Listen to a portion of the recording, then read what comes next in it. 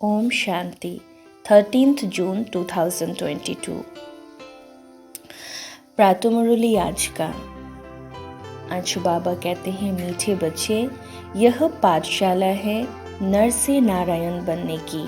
पढ़ाने वाला स्वयं सत्य बाप, सत्य शिक्षक और सद्गुरु है। तुम्हें इसी निश्चय में पक्का रहना है। प्रश्न: तुम बच्चों को किस बात का जरा भी फिक्र नहीं होना चाहिए, क्यों?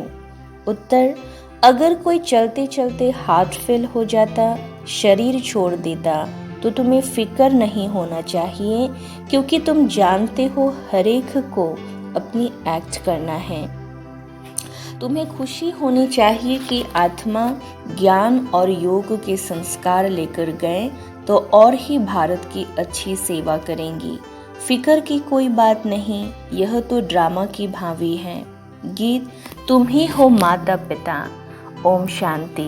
बाप बच्चों को समझाते हैं, बच्चे जानते हैं, बाबा भी बच्चे कहे बुलाते हैं, और यह बाप दादा दोनों कंबाइंड है। पहले बाप दादा फिर बच्चे हैं। यह नई रचना हुई ना, और बाप राजयोग भी सिखला रहे हैं। हूबहू 5000 वर्ष पहले मुआफिक फिर से हमको राजयोग सिखला रहे हैं। भक्ति मार्ग में फिर उनके किताब बनाए, उनको गीता कह दिया है, परंतु इस समय तो गीता की कोई बात नहीं। ये पीछे शास्त्र बनाए, उसको कह दिया है श्रीमद् भगवद गीता, सहज राजयोग की पुस्तक। भक्ति मार्ग में पुस्तक पढ़ने से फायदा नहीं होगा। ऐसे ही सिर्फ शिव को याद करने से कोई वर्षा नहीं मिल सकता। वर्षा सिर्फ अभी संगम युग पर ही मिल सकता है। बाप है ही बेहद का वर्षा देने वाला, और वर्षा भी देंगे संगम पर। बाप राजयोग सिखलाते हैं, दूसरे भी जो सन्यासी आदि सिखलाते हैं, उनके सिखलाने और इसमें रात दिन का फर्क है। उन्हों की बुद्धि में गीता रहती है और समझते हैं कृष्ण ने गीता सुनाई, व्यास ने लिखी, परंतु गीता तो ना कृष्ण ने सुनाई थी, ना वह समय था, ना कृष्ण का रूप हो सकता है। बाप सब बातें क्लियर कर समझाते हैं और कहते हैं अभी जज करो। उनका नाम भी वाला है, सत्य बताने वाला ही नर से नारायण बना सकते हैं। तुम बच्चे जानते हो, हम नर से नारायण बनने के लिए यह पाठशाला या रुद्र ज्ञान यज्ञ में बैठे हैं। शिव बाबा अक्षर अच्छा लगता है, बड़ों पर बाप और दादा जरूर हैं। इस निश्चय से तुम आए हो। बाप ब्रह्मा द्वारा सभी वेदों शास्त्रों का सार समझाते हैं और समझा रहे हैं। हम तुमको त्रिकालदर्शी बना रहे हैं। ऐसे नहीं कि तुम त्रिलोकी नाथ बनते हो, नहीं, तुम नाथ तो बनते हो, लेकिन बस सिर्फ एक शिवपुरी के। उनको लोक नहीं कहेंगे। लोक मनुष्य सृष्टि को कहा जाता है। मनुष्य लोक, चैतन्य लोक, वह है निराकारी लोक। तुमको सिर्फ त्रिलोकी की नॉलेज सुनाते हैं, त्रिलोकी का नाथ नहीं बनाते। तीनों लोकों का ज्ञान मिला है, इसलिए त्रिकालदर्शी कहा जाता है। लक्ष्मी नारायण को भी त्रिलोकी नाथ नहीं कहेंगे, विष्णु को भी त्रिलोकी नाथ नहीं कहेंगे। उनको तो तीनों कालों का ज्ञान ही नहीं था। लक्ष्मी नारायण जो बचपन में राधे कृष्ण हैं, उनको त्रिलोकी का ज्ञान नहीं है। तुमको त्रिकालदर्शी बनना है, नॉलेज लेना है। बाकी कृष्ण के लिए कहते हैं त्रिलोकी नाथ था, परंतु नहीं, तीनों लोकों का नाथ तो उनको कहेंगे जो राज्य करे। वह तो सिर्फ बैकुंठनाथ बनते हैं। सतयुग को बैकुंठ कहा जाता है, त्रेता को भी बैकुंठ नहीं कहेंगे। इस लोक में सभी नाथ नहीं बन सकते। बाबा सिर्फ ब्रह्म महातत्व का, बाबा भी सिर्फ ब्रह्म महातत्व का नाद हैं। ब्रह्मांड जिसमें हम सभी आत्माएं अंडे मिसल रहते हैं, उनका ही मालिक हैं। ब्रह्मा, विष्णु और शंकर सूक्ष्म वतन में रहने वाले हैं, तो वो वहाँ के नाथ कहेंगे। तुम बनते हो बैकुंठनाथ। वह सूक्ष्म वतन की बात है, वह मूल वतन की बात है। सिर्फ तुम ही त्रिकालदर्शी बन सकते हो। देवताओं को फिर ये अस्त्र शस्त्र दिखा दिया। तुम्हारा तीसरा नेत्र खुला है। दिखाते भी हैं भ्रुकुटी के बीज चमकता है अजब सितारा। भ्रुकुटी के बीज में तीसरा नेत्र है, इसलिए त्रिनेत्री कहते हैं। परंतु यह निशानी देवताओं को दे देते हैं, क्योंकि तुम्हारा जब कर्मातीत अवस्था हो जाती है तब तुम त्रिनेत्री बनते हो। यह तो इस समय की बात है, बाकी वह तो ज्ञान का शंख नहीं बजाते। उन्होंने फिर यह स्थूल शंख लिख दिया है। ये मुख की बात है, इसमें तुम ज्ञान शंख बजाते हो, नॉलेज पढ़ रहे हो, जैसे बड़ी यूनिवर्सिटी में नॉलेज पढ़ते हैं। यह है पतित पावन गॉड फादरली यूनिवर्सिटी। कितनी बड़ी यूनिवर्सिटी के तुम स्टूडेंट हो। साथ साथ तुम यह भी जानते हो कि ये हमारा बाबा है, टीचर है, सदगुरु है, सब कुछ है। ये माता पिता हर हालत में सुख देने वाले हैं, इसलिए कहते हैं तुम माता पिता हम बालक तेरे। यह है पिन, बहुत मीठा है। देवताएं जैसे मीठा कोई हो ना सके। बच्चे जानते हैं भारत बहुत सुखी, एवर हेल्दी, एवर वेल्दी था, बिल्कुल पवित्र था। कहा ही जाता है वाइसलेस भारत, अभी तो नहीं कहेंगे, अभी तो विशियस पतित कहेंगे। बाप कितना सहज कर समझा रहे हैं। बाप और वर्ष को जान जाते हैं। बाबा कितना मीठा बनाते हैं। तुम भी फील करते हो हमको श्रीमत पर पढ़ना और पढ़ाना है, यही धंधा है हमारा। बाकी कर्म भोग तो जन्म जन्मांतर का बहुत है। समझो कोई बीमार पड़ते हैं, कल हार्ट फेल हो जाता है तो समझा जाता है भाभी ड्रामा की, उनको शायद और पार्ट बजाना होगा, इसलिए दुख की बात नहीं रहती।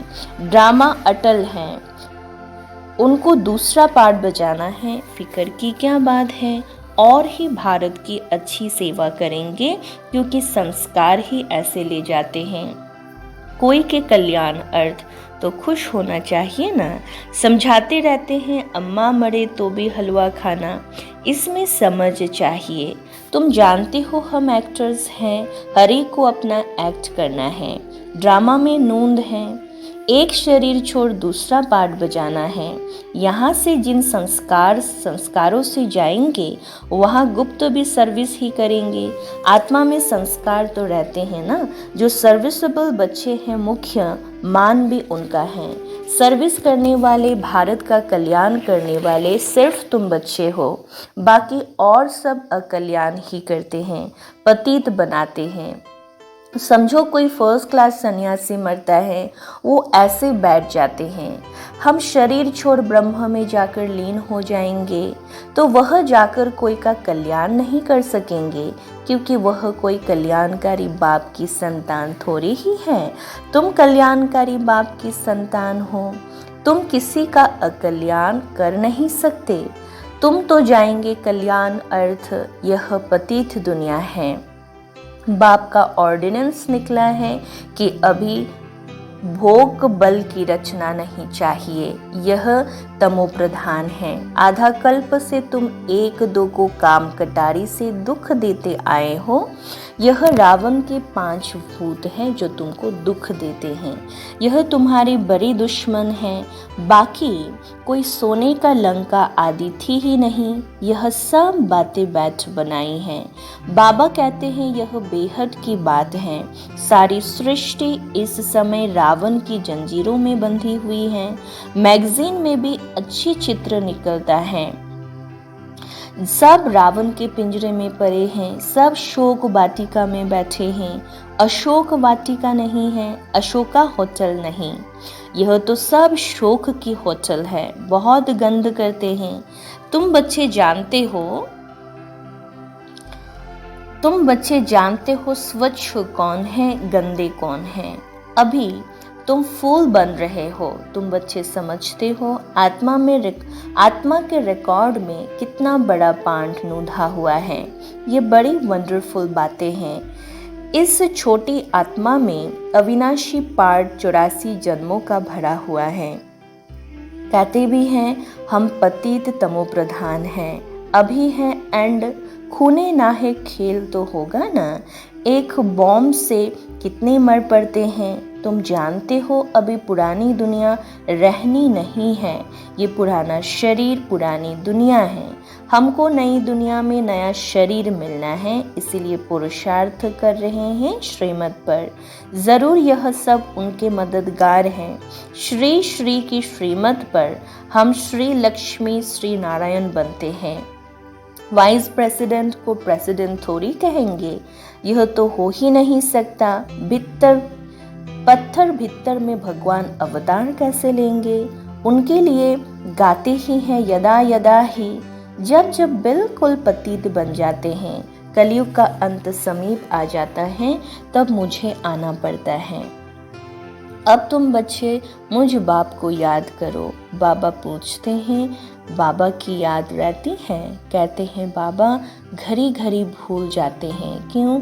लौकिक बाप को तो कभी भूलते नहीं। ये बात बिल्कुल नहीं है। बाप निराकार एक बिंदी है, ये प्रैक्टिस नहीं है। कहते हैं ना हमने ना तो कभी ऐसा सुना, ना उनको ऐसे याद किया। देवताओं को भी यह ज्ञान नहीं रहता। यह ज्ञान तो प्राय लोभ हो जाता है। उनको सुदर्शन चक्रधारी भी नहीं कहेंगे। भल कहते हैं विष्णु के 2 रूप लक्ष्मी नारायण बनते हैं। प्रवृत्ति मार्ग के लिए 2 रूप दिखाते हैं। ब्रह्मा सरस्वती, शंकर पार्वती, लक्ष्मी नारायण। ऊंचते ऊंचा है एक, फिर है सेकंड थर्ड। अब बाप कहते बच्चे देह सहित देह के सभी धर्मों को छोड़ो, अपने को आत्मा समझो। मैं आत्मा बाप का बच्चा हूँ, मैं सन्यासी नहीं हूँ। बाप को याद करो, इस देह के धर्म को भूल जाओ। बड़ा सहज है। अभी बाबा के साथ बैठे हो, बाबा ब्रह्मा द्वारा बैठ बतलाते हैं। बाप दादा दोनों कंबाइंड हैं। जैसे 2 बच्चे इकट्ठे पैदा होते हैं ना, तो यह भी 2 का पार्ट इकट्ठा चल रहा है। बच्चों को समझाया है अंतमति सोगति। जब शरीर छोड़ते हैं उस समय बुद्धि कहाँ चली गई, तो वहाँ जाकर जन्म लेना पड़ेगा। अंतकाल पति का मुंह देखती है तो बुद्धि वहाँ चली जाती है। अंतकाल जो जैसी स्मृति में रहता, उसी समय का बड़ा असर रहता। अगर उस समय की स्मृति रहे कि कृष्ण जैसा बच्चा बनूं, तो बात मत पूछो, बहुत सुंदर बच्चा बन जन्म लेते हैं। अब तो अंतमति एक ही लगन रखनी है ना। इस समय तुम क्या कर रहे हो? जानते हो हम शिव बाबा को याद करते हैं। सबको साक्षात्कार तो होता ही है। मुकुटधारी तो कृष्ण भी हैं, राधे भी हैं, प्रिंस प्रिंसेस तो होंगे, परंतु कब? सतयुग में या फिर त्रेता में? वह फिर पुरुषार्थ पर है। जितना पुरुषार्थ करेंगे उतना उच्च पद पाएंगे। तुम कहते हो हम तो 21 जन्मों के लिए राजा ही लेंगे। मम्मा बाबा लेते हैं तो क्यों नहीं हम भी उन्हें फॉलो करें। नॉलेज को धारण कर फिर कराना है। इतनी सर्विस करनी है, तब 21 जन्मों के लिए प्रारब्ध मिलेगी। स्कूल में जो अच्छी रीति पुरुषार्थ नहीं करते हैं तो कम मार्क्स लेते हैं। तुम अभी 5 विकारों रूपी माया रावण पर जीत पाते हो। तुम्हारी यह अहिंसक युद्ध है। अगर राम को निशानी ना देते तो सूर्यवंशी चंद्रवंशी कैसे कहा जाए। तो बाब कहते हैं तुम जितना पुरुषार्थ करेंगे तो अंतमति सोगति होगी। देह का भी ख्याल ना हो, सबको भूलना है। बाप कहते हैं तुम नंगे अर्थात अशरीरी आए थे, फिर नंगे जाना है। तुम इतनी छोटी बिंदी इन कानों से सुनते हो, मुख द्वारा बोलते हो। हम आत्मा एक शरीर छोड़ फिर दूसरे में जाते हैं। अभी हम आत्माएं घर में जा रही हैं। बाबा बड़ा श्रृंगार कराते हैं जिससे मनुष्य से देवता बन जाते हैं। तुम जानते हो शिव बाबा को याद करने से हम ऐसे बनते हैं। गीता में भी है, मुझे याद करो और वर्ष को याद करो तो तुम स्वर्ग के मालिक बनेंगे। बिल्कुल सहज बात है, समझते भी हैं। बरोबर हम कल्प कल्प आपसे ब्रह्मा द्वारा वर्षा पाते हैं। गाते भी हैं ना, ब्रह्मा द्वारा स्थापना देवता धर्म की। नापास होने से फिर त्रेता के क्षत्रिय धर्म में चले जाते हैं। ब्रह्मा द्वारा ब्राह्मण देवता क्षत्रिय 3 धर्म की स्थापना होती है। सतयुग में और कोई धर्म होते नहीं और सब बाद में आते हैं, उनसे हमारा कोई कनेक्शन नहीं। भारतवासी भूल गए हैं कि हम आदि सनातन देवी देवता धर्म के हैं। यह भी ड्रामा का पार्ट ऐसा ही बना हुआ है। अच्छा, धारणा के लिए मुख्य सार 1 नंबर पॉइंट, श्रीमत पर पढ़ने और पढ़ाने का धंधा करना है। ड्रामा की भाभी पर अटल रहना है, किसी भी बात की फिक्र नहीं करना है। 2 नंबर पॉइंट, अंत काल में एक बाबा के सिवाय और कोई याद ना आए, इसलिए इस देह को भी भूलने का अभ्यास करना है, अशरीरी बनना है। वरदान, मन बुद्धि से किसी भी बुराई को टच ना करने वाले संपूर्ण वैष्णव या सफल तपस्वी भव। पवित्रता की पर्सनालिटी या रॉयल्टी वाले मन बुद्धि से किसी भी बुराई को टच नहीं कर सकते। जैसे ब्राह्मण जीवन में शारीरिक आकर्षण या शारीरिक टचिंग अपवित्रता है, ऐसे मन बुद्धि में किसी भी विकार के संकल्प मात्र के आकर्षण या टचिंग अपवित्रता है। तो किसी भी बुराई को संकल्प में भी टच ना करना, यही संपूर्ण वैष्णव या सफल तपस्वी की निशानी है। वरदान, मन की उलझनों को समाप्त कर वर्तमान और भविष्य को उज्जवल बनाओ। मन की उलझनों को समाप्त कर वर्तमान और भविष्य को उज्जवल बनाओ। ओम शांति।